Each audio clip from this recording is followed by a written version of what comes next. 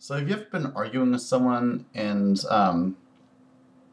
you just you sort of take on the premises, you form a make a well formulated argument, and basically tear their argument to shreds, and then you get the reaction, you get this like shrinking back from them, or this resentment or hostility, or sometimes just this during the headlights look like you know um we tend to think of argument and debate as something civil and peaceful, and compared to actual fighting, it certainly is.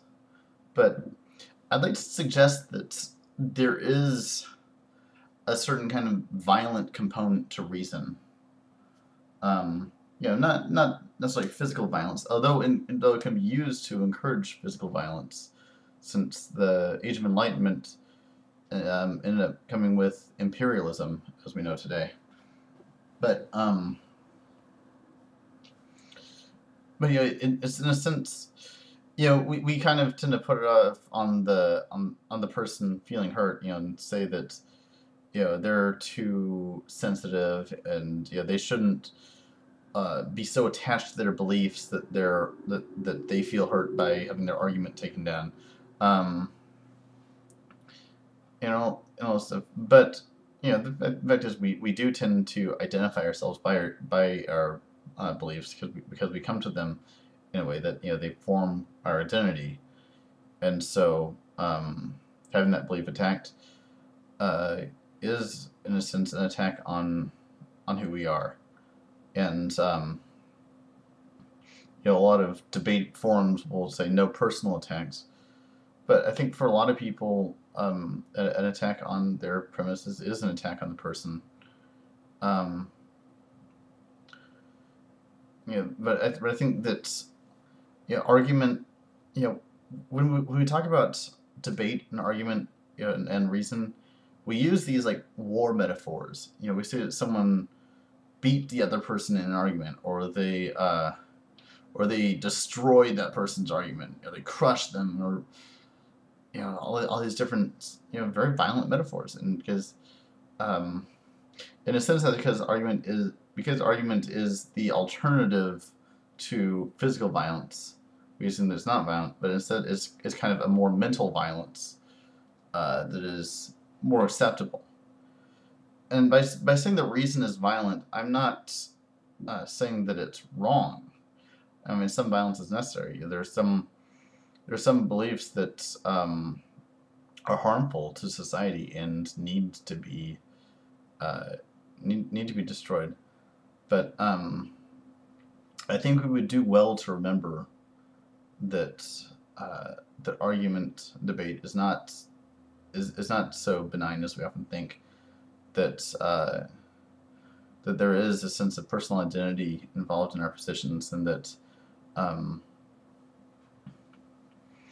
and that when you go into a debate, into a an argument, you are in a sense going into battle. And so don't be surprised if if that battle has casualties, if there are wounds and resentments and hurt feelings that come out of it, because that is the nature of it. Um, and that's just something we kind of have to accept. And part of what we have to accept is we have to recognize it. So I'm not arguing against arguments. That'd be kind of an interesting paradox, but I think we ought to be mindful of uh, of the battlefield mentality that we have towards argument, particularly this whole ponage attitude on the internet. Um, but I think in a lot of I do engage in arguments, but I think I tend to be more into myself more towards discussions. I tend to be more like, well, this is how I see it, or how what would you say to this idea, or what are your thoughts on this, or could you clarify this for me? Um, and I think once I've kind of stated my case and the other person has stated their case, and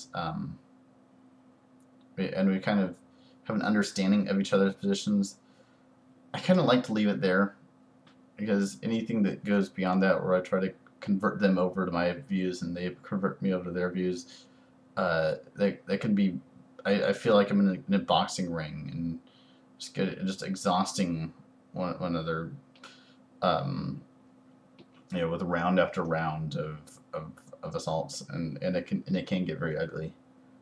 So, just my thoughts for now. Peace.